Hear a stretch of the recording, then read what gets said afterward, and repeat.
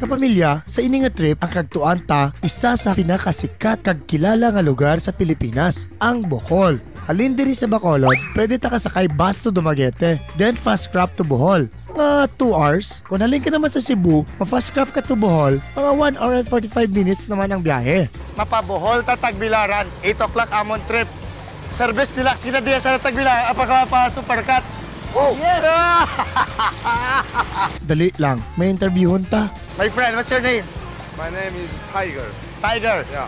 He is also a cameraman, director, right? Yep. Do you watch Spring Roll? Spring Roll? No. Spring waltz gali. At least may spring This is your first time in Bohol?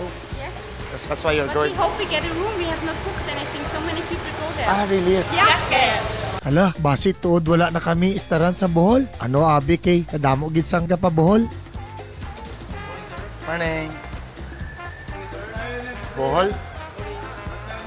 Mga buot sa supercut. Mga buot mga tao.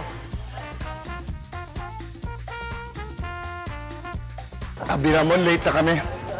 Bila ba noy? 10 minutes. Ang international trip to Bohol. Kung bantay buwas. Ako si Rusty Ramos, ang padayon nyo nga upod sa pagbiyahe.